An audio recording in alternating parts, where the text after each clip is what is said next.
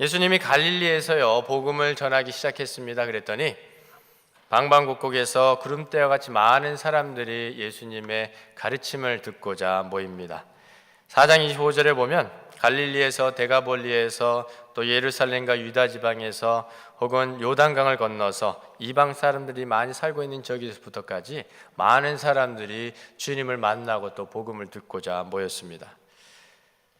그 모인 사람들 중에는요 지체가 높은 사람들도 있었겠고요 성공한 사람들도 있었겠습니다. 그런데 마태복음 4장 24절로 보면 대부분은 병든 자들이고요 귀신 들린 사람들이고요 어떻게 보면 세상으로부터 또 소외당한 사람들, 가난한 사람들, 당시에 종교 지도자들이 손가락질하며 죄인이라고 불렀던 그 사람들이 모였다라는 것입니다. 세상적으로 말하면요 실패자들입니다. 관심을 받지 못하던 자들입니다. 그들이 예수님께로 모여들었고 또 주님께서 그들에게 말씀을 전하십니다. 입을 열어 말씀을 가르치시는데요 가장 먼저 전하는 복음이 무엇이냐? 복에 관한 복음입니다. 복 있는 사람에 대한 말씀을 그들에게 전하고 있습니다. 몇 가지 이유가 있는데요 첫째 이유는 구약의 말씀이 저주로 끝났기 때문에 그렇습니다. 말라기 4장 6절에 보니까 그가 아버지의 마음을 자녀에게로 돌이키게 하고 자녀의 마음을 그들의 아버지께로 돌이키게 하리라. 아니하면 두렵건대 내가 와서 저주로 그 땅을 칠까노라. 정말 저주받은 그 땅에, 죽을 수밖에 없는 그 땅에 예수 그리스도께서 생명으로, 복음으로, 기쁨으로, 축복의 근원으로 오셨다라는 것입니다. 또 종교적 상황을 보니까요 바리새인들은 그때 율법의 정통에서 정말 율법을 지켜야, 우리 조상들이 남겨진 이것을 지켜야 우리가 참된 행복을 누릴 수 있다라고 주장했습니다. 사두개인들은요 오늘은 우리가 현재 존재한다, 우리는 모든 것을 현재의 기준에 따라 해석해야 한다, 그런 자유주의적인 신학을 가졌던 그런 사람들입니다. 또 에세네파 사람들은요 아니다, 행복은 자신을 세상에서 분리하는 데 있다, 그러면서 영적으로는 분리하지 않고요 지리적으로만 분리했던 그런 사람들입니다. 그래서 광야에 나갔던 그런 사람들인데요 또한 셀로 땅은요 행복은 정치적 혁명, 즉 로만을 넘어뜨려야 우리가 참된 행복을 누릴 수 있다, 그렇게 외치던 사람들입니다. 그런데 이런 사람들 때문에요 많은 사람들이 혼란스러웠던 것입니다. 그래서 주님께서 오셔서 그들에게 참된 행복이 이것이다 라는 것을 가르쳐주고 있는 겁니다. 참된 복된 자의 삶은 이런 모습이다, 이렇게 해야만 그 참된 복을 누릴 수 있다라는 것입니다. 세상의 모든 사람들은요 다 복받기를 원합니다. 그렇죠? 네, 저도 여러분들도 다 복을 받고 누리길 원합니다. 아멘? 그리고 복을 받아야 됩니다. 신앙인들이 복을 많이 받아야 됩니다. 그리고 누려야 됩니다. 기왕 인생 한번 사는데 멋지게 살아야 되지 않겠습니까? 네, 여기서 멋지다라는 건요 이해를 잘 하시기 바랍니다. 세상적인 게 아니고 영적으로 정말 하나님 보시기에 아름다운 멋진 사람, 하나님의 뜻을 이루는 사람, 어딜 가도 빛이 되고 소금이 되고 하나님의 향내를 나타낼 수 있는, 멀리서만 봐도 기쁜 사람, 축복의 근원이 되는 사람, 그걸 얘기를 하는 겁니다. 저와 여러분이 참 복된 그런 삶을 사시기를 바랍니다. 물질 만능주의에 사는 우리들의 삶 속에서 축복이라고 생각할 때 가장 떠오른 단어가 뭡니까? 물질입니다. 물질. 그래서 세상 사람들은요 그 물질을 조금 더 갖기 위해서 열심으로 애쓰고 수고하고 노력합니다. 밥도 안 먹고 일을 합니다. 네, 그게 나쁘다는 건 아닙니다. 하나님의 사람들도요 열심히 일하셔야 됩니다. 충성되게 일해서 돈 많이 버셔야 됩니다. 기왕에 세상에 있는 돈을 믿는 자들이, 하나님의 사람들이 버려야 할 거 아닙니까? 그래서 하나님의 영광을 위해서 써야죠. 근데 우리가 이해할 것은 물질은 우리의 삶에 필요한 일부분이라는 겁니다. 하나님의 일을 하는데 필요한 도구라는 겁니다. 물질이 우상이 되어서는 절대로 안 됩니다. 그것이 저와 여러분과 믿는 자들과 믿지 않는 자들의 차이죠. 믿는 자들은 그것을 도구로 사용합니다. 그러나 세상 사람들은요 물질이 전부라고 생각합니다. 그래서 평생 동안 그것을 위해서 살고 있습니다. 1923년도에요 시카고에 있는 에지워터 호텔에서 세계 최고의 부를 자랑하는 그런 경제인 9명이 모였습니다. 최대 독립 강철 회사 사장 찰스 슈왑, 최대 공익회사의 사장 사무엘 인설, 최대 가스 회사 사장 하워드 홉슨, 최고의 곡물 투기업자 아터 가튼, 뉴욕 증권 사장 리차드 휘트니, 당시 미국 정부 내각의 한 사람이었던 알터 포, 금융계의 본부인 월가의 곰으로 불리던 제시 리버모어, 또 전매업계의 최고자 아이반 크루거, 국제개척은행의 총재 레온 후레저, 대단한 사람들이 모였습니다. 그리고 25년 후에 1948년에 그 사람들의 근황을 알아보기 위해서 어떤 분이 수고를 해서 그들의 형편을 알아봤습니다. 그런데 이렇습니다. 슈왑이란 사람은요, 파산을 해서 죽기 전에 5년 동안 빚을 얻어서 생활을 할 수밖에 없었고요. 인설이란 사람은 법망을 피해서 외국으로 도망가서 한 푼 없는 거지로 살다가 죽었고요. 홉스는 정신병으로 미쳐버렸고요. 가튼이라는 사람은 불능의 파산자로 외국에서 죽었습니다. 휘튼이라는 사람은 무서운 싱싱 감옥에 들어가서 나왔습니다. 폴이라는 사람은 형무소에서 특사로 간신히 나왔다가 곧 집에서 죽고 말았습니다. 리버모어라는 사람, 크루거라는 사람도, 후레저라는 사람도 자신의 목숨을 끊고 말았습니다. 참 거짓말 같은 사실입니다. 어떻게 이럴 수가 있을까? 여러분들이 생각하는 복된 삶의 삶은 어떻습니까? 복된 사람, 복 있는 사람의 삶은 어때요? 일반적으로 그저 열심히 일하고 열심히 수고해서 편안하게 자녀들의 필요를 채워주고, 또 자녀들이 열심히 공부해서 좋은 학교에 가고 좋은 직장을 나오고 잘 살면 그저 복된 사람이라고 생각을 하게 됩니다. 또 신체적으로도 보면 어때요? 요새는 외형에 관심이 굉장히 많기 때문에, 그죠? 선호하는 미인들이 어떻습니까? 얼굴 작고 동안인 사람들, 키 크고 늘씬한 사람들, 밥 먹는데, 밥을 많이 먹는데 배가 안 나고 살이 안 찌면 복된 사람이라고 생각을 합니다. 복의 모양은 다 달라요. 예, 그림은 다 다릅니다. 근데 세상적인 그런 배경으로, 세상적인 관점으로 볼 때 주님 앞에 모인 이 사람들 보니까 별로 복돼 보이지는 않아요. 병들었어요. 귀신 들렸어요. 뭔가 소외되고 뭔가 부족하고 하자가 세상 속에서 하자가 있는 그런 사람들 같아요. 그러니까 별로 그렇게 성공적인 복된 삶을 사는 것 같지는 않습니다. 그런데요, 오늘 본문 말씀을 읽으니까 주님께서 말씀하시는 그 복된 자의 삶은 더 말이 안 됩니다. 그렇지 않습니까?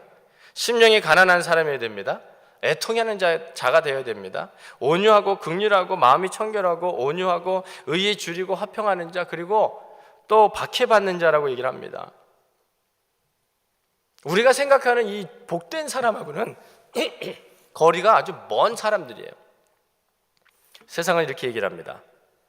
행복한 사람 생각할 때 행복은 쟁취하는 거야. 그렇죠?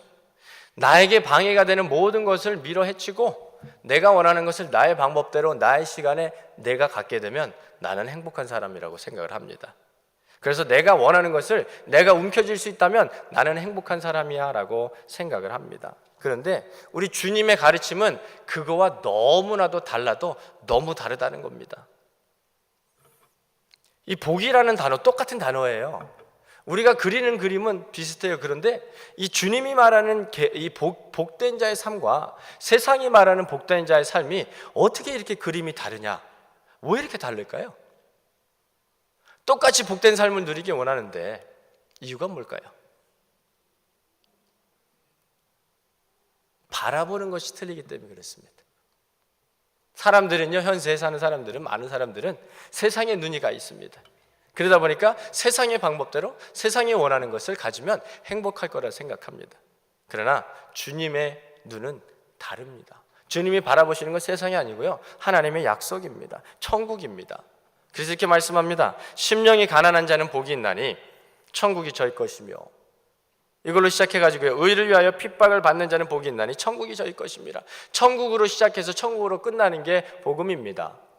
그리고 주님께서 우리에게 하시는 말씀은 진짜 행복한 사람, 진짜 복을 소유한 사람은 천국을 가진 자다라는 겁니다. 세상 사람들은 명예와 권력과 물질과 내가 원하는 것 가지면 행복한 사람이라고 생각하지만 주님의 관점에서 볼 땐 그것과는 아무것도 상관없고 예수님만 가지면, 천국만 가면, 천국 복음만 가지면 행복한 사람이다라는 겁니다. 관점이 달라도 이렇게 다릅니다. 여러분, 이번 사순절을 기념하면서요, 나눠드린 말씀을 좀 잘 묵상해 보시기 바랍니다. 말씀을 통해서요, 주님과 좀 깊이 대화 나누시고요, 깊이 교제하시기 바랍니다. 그래서 주님 앞에 무릎 꿇고 나아감을 통해서, 말씀을 통해서 정말 천국을 좀 경험하시기 바랍니다. 주님 주시는 참된 평안과 기쁨을, 축복을 좀 누리시기를 간절히 소망합니다. 오늘 팔복을 통해서 주님께서 우리에게 말씀하는 건요, 그것이 바로 주님의 성품이라는 겁니다. 성품. 그래서 우리가 하나님의 백성된 자들로서, 주님의 제자들로서 참된 주님이 주시는 축복을 누리기 위해서는 이 주님의 8가지 성품을 가져야 한다는 겁니다. 그런데 여기서 중요한 것은 무엇이냐? 그 8가지 성품 중에 한 가지, 2가지만 가지고 그런 온전한 복을 누릴 수 있느냐? 그건 아니라는 겁니다. 여러분들이요, 어느 집에 놀러 가셨어요. 그런데 그 집에 갔는데요, 사과를 깎아주십니다. 그런데 알맹이는 본인이 쏙 먹고 껍데기만 줍니다. 기분이 어떠실까요? 손님 대접 받는 거 맞습니까? 아닙니까? 네, 아닙니다. 똑같아요. 하나님 안에서 참된 복을 누리려면 이런 예수님의 8가지 성품을 다 닮아야 되는 겁니다. 질문 하나 드릴게요. 성령의 열매가 몇 개입니까? 네? 네. 9개라는 목소리가 더 큰 것 같은데 하나입니다, 여러분. 성령의 열매는 단수예요. 하나예요. 성령의 열매 안에 9가지의 다른 구성원이 있는 겁니다. 성령의 열매도 똑같아요, 여러분. 사랑, 희락, 화평, 인내, 자비, 양선, 충성, 오는 절제, 그 9가지를 다 가져야 내가 성령의 열매를 맺는 거예요. 아, 사랑하기 힘드니까 쟤는 좀 밀어두고, 인내하기 힘드니까 요건 좀 넘어가고, 아, 충성도 좀 심심하니까 좀 놀다가, 언제 열매 맺으실 겁니까? 9가지를 다 가져야 열매를 갖는 거예요, 여러분. 사과 껍데기만 가져가지고는 즐거움이 없다고요. 사과 열매를 먹어야 될 거 아닙니까? 사과 씨만 가지고는요, 기쁨이 없어요. 다 가져야 돼요, 그 사과를 내가. 그래야 맛있게 먹을 수 있는 겁니다. 성령의 열매를 맺는 것도, 하나님이 허락하신 축복을 누리는 것도 주님의 성품을 닮아야만 우리가 감당할 수 있고 그 기쁨을, 축복을 누릴 수 있다라는 겁니다, 여러분. 그런데 이 예수님의 심성은요, 성품은요, 갖고 태어나는 게 아닙니다, 여러분. 변화되어지는 거예요. 어떤 사람은 좀 더 착한 사람도 있고요, 좀 더 인내가 있는 사람도 있고요, 좀 더 의분이 강한 사람도 있고요. 그런데 예수님의 성품은요, 타고나는 것이 아니고 내가 바뀌어져 가는 겁니다. 주님을 만남을 통해서, 말씀의 묵상과 기도를 통해서, 훈련을 통해서 내가 변화되어져야 가야 하는 그런 부분이라는 겁니다. 절대로 그것을 자연스럽게 타고난 사람은 없습니다. 그래서 어떻게 보면 쉽지 않은 거예요. 그러나 그 예수님의 성품을 닮아가고 성령의 열매를 맺을 때 우리의 삶이 참 복된 삶이라는 것입니다. 그래서 주님께서 우리에게 말씀하는 건 이겁니다. 팔복을 통해서 너도 내 제자로서 이제 나의 성품을 보고 닮고 배우라라는 거예요. 너의 성품으로 만들라라는 것입니다, 여러분. 헨리 나우엔의 말처럼요, 우리 모두는 그리스도를 통해 구원받았고요, 이제 주님을 닮은 작은 예수들이 되어야 한다라는 것입니다. 말 그대로 그냥 천국에 간다라는 그런 복음의 확신만 가지고 즐거워할 것이 아니고요, 이제 복음의 확신을 가졌으니, 구원의 확신을 가졌으니까 주님 안에서 주님을 깊이 만나고 교제함을 통해서 우리의 성품이 변화되어져 가고 성령의 열매를 맺어가고 정말 하나님 앞에 기쁨이 되고 영광이 되는 그런 삶을 사시기를 예수의 이름으로 축원드립니다. 예수님을 닮아가는 삶이 되어야 될 줄 믿습니다. 그런데 그 과정에서 주님께서 누리셨던 참 평안을 우리가 누릴 수 있다라는 것입니다. 여기서 주님 말하시는 복이 있나니라는 말은요, 헬라어로 마카리오스라는 말입니다. 근데 이 여기서의 복은요, 우리의 행복을 의미하는 것이 아니고 하나님의 행복을 의미하는 겁니다. 근데요, 참 놀라운 사실이에요. 우리가 이 땅에서 주님의 성품을 닮아가고 정말 주님 안에서 참 복을 누릴 때 하나님의 행복을 우리가 누릴 수 있다는 겁니다. 놀랍지 않습니까? 안 놀라워하시네. 우리는 인간이에요. 근데 하나님의 행복을 우리가 누릴 수 있다고요. 대단한 일입니다, 이건요, 여러분.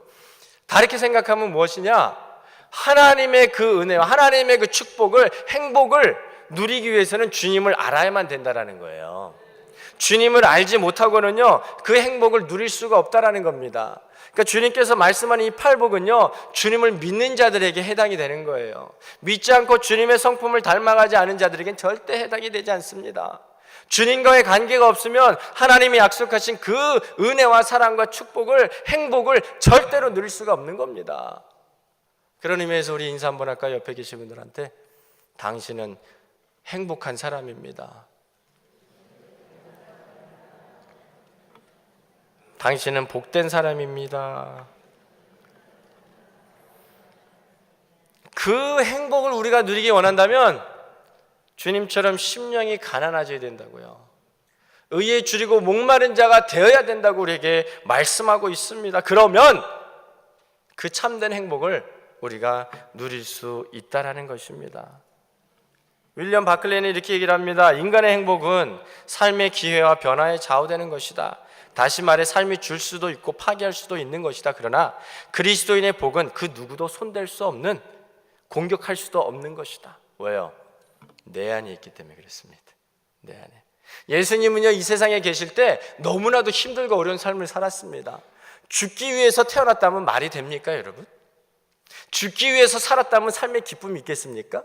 인간적으로 생각할 때요, 절대로 기뻐할 수 없는 삶입니다. 절대로 복을 누릴 수 없는 삶이에요. 그런데 주님께서는요, 정말 참 기쁨, 심령의 행복을 누리셨다라는 거예요. 정말 고달픈 삶이고 죽어야 되는 삶이고 어려운 삶이었지만, 그러나 그 안에 하나님과의 교제를 통해서, 성령의 충만함을 통해서 누구도 알지 못하는 그 참된 행복을 누리고 살았다라는 것입니다. 저와 여러분의 삶 속에 이런 행복이 넘쳐나길 예수의 이름으로 축복합니다. 그러면 그 행복을 받으면, 우리가 그 안에 있으면 그 행복은 누구도 빼앗아갈 수 없다라는 얘기예요, 여러분. 근데 세상이 주는 행복은요, 쉽게 뺏길 수 있습니다. 아까 읽어드린 그 부호들이요, 세상적인 환경 때문에 다 잃었어요. 죽음까지, 목숨까지. 세상이 주는 건 영원할 수 없습니다. 어제 눈이 많이 왔습니다. 글쎄, 캐나다에 오래 사시는 분들은 눈을 그렇게 좋아하실지 모르겠어요. 내가 안 치우면 즐거울 수 있는데 내 앞마당 내가 치워야 되기 때문에, 콘도 계신 분들은 또 모르겠네요. 그렇죠? 아름답다 차 마시면서. 저는 아직 그럴 여유가 없어서 눈만 오면 삽들고 나갑니다. 오랜만에 또 아이들하고 어저께 썰매도 타긴 했는데 재미있었어요. 즐거웠어요. 근데 집에 와보니까 어깨가 쑤셔요 벌써. 눈을 보면 아름다워하는 그 행복을 잠시는 느낄 수 있어요. 근데 눈 치워야 생각하면 행복이 싹 사라져버리고 맙니다. 그게 세상이 주는 행복이에요. 그런데 하나님이 주신 그 평온한, 그런 정말 진정한 행복, 영원한 행복은요, 그 이 세상에 어떤 누구도, 어떤 환경도, 어떤 역경도 빼앗아갈 수 없다라는 거예요. 왜요? 주님의 성품을 닮아서 그 안에 그것이 내 안에 꽉 박혀 있으니까 누구도 빼앗을 수 없습니다. 이것이 진정한 행복입니다, 여러분. 주님 때문에 우리가 누리는 거예요. 주님 덕분에 누리는 겁니다. 그러니까 주님과의 관계가 없으면 절대로 누릴 수 없다라는 겁니다. 그래서 베드로는요, 주 예수 그리스도를 믿는 자들은 신성한 성품에 참여하는 자가 되라라고 말씀하고 있습니다. 그래서 주님께서 우리에게 마카리오스라는 그 단어를 통해서 그 행복을 누리라고 얘기합니다. 자, 우리 모두는 행복한 삶을 살기 원하는데요, 더 중요한 것은요, 하나님께서, 우리를 창조하신 창조주 하나님께서 우리를 바라보시면서 얘야 좀 행복해라, 우리보다 더 행복하기를 원하신다라는 겁니다. 그러니까 저와 여러분요, 행복하게 사셔야 됩니다. 그것이 하나님의 뜻입니다. 세상이 주는 행복이 아니고 주님이 주시는 행복 안에서. 다시 한번 인사할까요? 행복하게 삽시다. 한번 인사 한번 해보시기 바랍니다. 옛 언약은요, 저주로 끝이 났습니다. 그런데 새 언약은 하나님의 성품에 참여함을 통해서 우리에게 참 소망을 주십니다. 그 신약은요, 내가 진실로 속히 오리라 라는 말씀으로 요한계시록 22장 20절로 끝을 맺습니다. 주님과의 참된 관계를 통해서 우리가 복을 누리게 되었는데요, 그 참된 행복을 누리게 되면요, 가난해도 행복합니다. 아파도 행복합니다. 환경적인 게 문제가 될 수 없어요. 내가 고통스럽고 애통하는데 그래도 행복합니다 하는데 그 행복을 어떻게 뺏어갈 겁니까? 누가 뺏어갑니까? 못 뺏어가요. 부탄이라는 아주 조그만 나라가 중국 옆에 어디 붙어 있다고 합니다. 아주 조그만 나라 같아요. 부탄 가스가 아니고요, 부탄이란 나라인데요, 너무나도 가난한 나라예요. 1인당 국내 총생산이 2,000달러밖에 안 되는 개발도상 국가입니다. 90%가 농부입니다. 그런데 놀랍게도 말이죠, 그 나라의 97%는 자신의 삶이 행복하다라고 얘기를 합니다. 여러분 어떻습니까? 행복하십니까?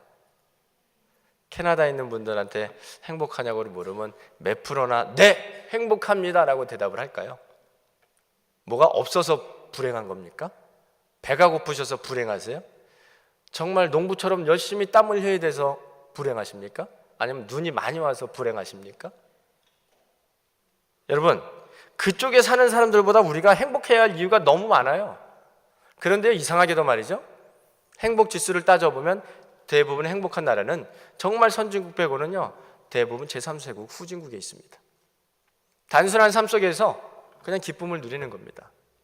저와 여러분요, 어디에 살든지 그게 중요한 것이 아니고요, 어떤 환경에 처해 있든지 그게 중요한 것이 아니고요, 하나님 아버지를, 내 아버지를 모셨기 때문에, 예수 그리스도가 내 구주가 되셨기 때문에 나는 행복한 겁니다.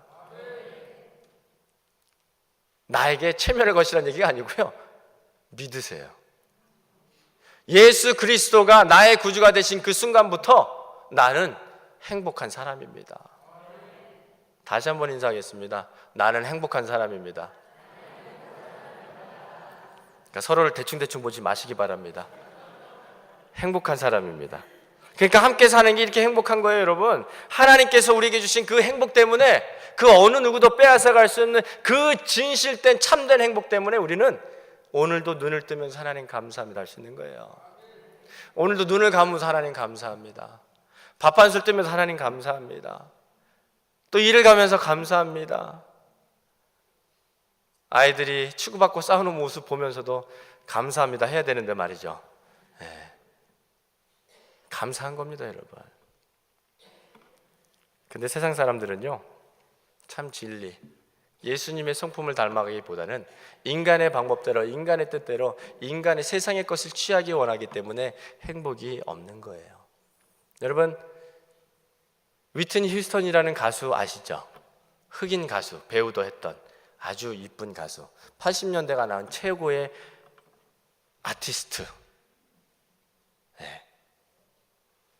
케빈 코스너라는 그런 배우와 함께 보디가드를 찍어가지고 또 한 번 유명해졌던 여자.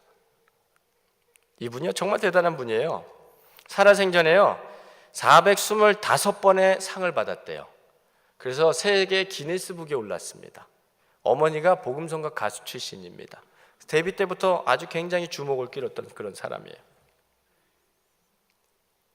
얼마나 이 CD가 많이, 그 당시에 CD가 아니죠, 테이프죠, 많이 팔렸냐면요, 판이 1억 7천만 장의 싱글이 팔렸고요, 단일 싱글 5천만 장이라는 대단한, 하여튼 뭐 엄청난 여성 아티스트인데, 이 여인이 말이죠, 바라던 건 그거 하나래요. 그냥 단란한 가정을 꾸미는 거. 그래서 결혼을 했는데 바비 브라운이라는 가수랑 결혼을 했습니다. 근데 알고 봤더니 이 사람이 그렇게 좋은 사람은 아니었습니다. 그래서 가정에서 폭력을 일삼고 여인이 굉장히 고생을 하고 고통을 당했습니다. 그러다 보니까 술에, 마약에 찌들게 되었습니다. 그래서 2012년 2월 11일에 베벌리 힐스에 있는 어떤 호텔에서 30cm 정도 되는 그런 뜨거운 물에 배스톱에서 누워가지고 일어나지 못하고 죽어버렸습니다.